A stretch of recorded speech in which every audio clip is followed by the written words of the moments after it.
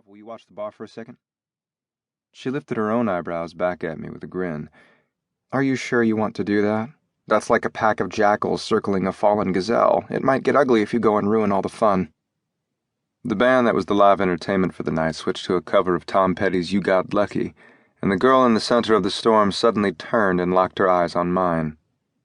Somewhere in the middle of all her bumping and grinding, she had lost her shirt, so all she had on was a skin-tight tank top that wasn't doing much to cover her up. Her rich auburn hair had fallen out of its ponytail and was sticking to the sweat on her chest and neck, while her eye makeup was smeared under her dark eyes. Her chest was rising and falling from exertion as all her flawless, exposed skin gleamed with a sheen of perspiration. She looked like something out of every wet dream any guy had ever had, or a real-life Victoria's Secret model using this no-name bar to strut her stuff instead of a catwalk. She was going to cause a riot, and I think somewhere under all the kamikazes fueling her blood at the moment she knew it. I could see it, as she stared defiantly at me across the space that separated us. I'm okay with ugly. I'm not okay with her being in the middle of the carnage. I shouldn't care. Shouldn't be concerned. The redhead was more than capable of taking care of herself, and like Dixie had mentioned, she was probably packing, but I couldn't stop the surge of protectiveness that floated to the surface when a clumsy frat guy put his hands on her tiny waist and drew her back to his chest.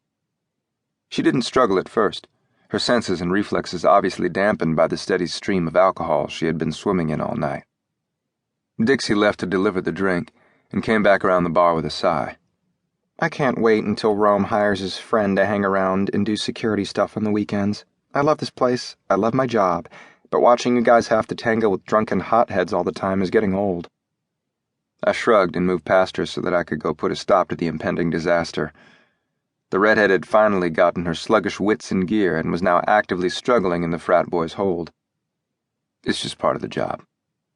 Though I had to admit, when the boss, Rome Archer, mentioned he had an old platoon buddy that was getting ready to come back home and was going to need something to do until he got his feet under him, I was relieved that my time banging heads together when the crowd got rowdy on the weekends was going to come to an end. I had a criminal record. A long, colorful criminal record, and any time I put my hands on another human being in any kind of violent way, I automatically saw pages and pages getting tacked onto it. Like so much from my life before, I had died on that hospital table. It was something from my past that would always define me and hold me down. Dixie called to me over the bar as I started to weave my way through the crowd.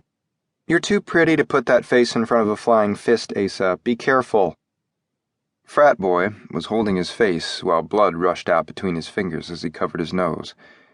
The redhead was being held by two other guys, one with each wrist locked down as she glared at the group of men surrounding her.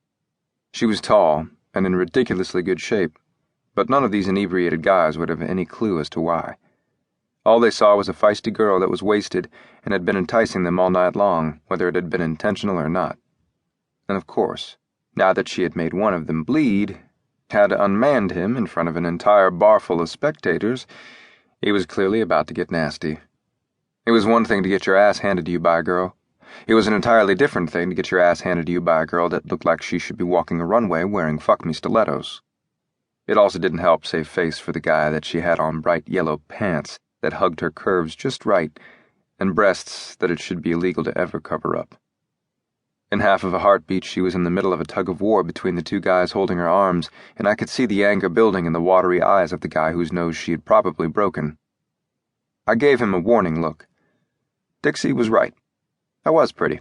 Too pretty to be as ugly as I was on the inside, but to counteract the deceptive beauty of my face, I was also big, and had been in trouble since the day I took my first breath. So I generally had a way of letting an opponent know they were going to be on the losing end of a confrontation with me.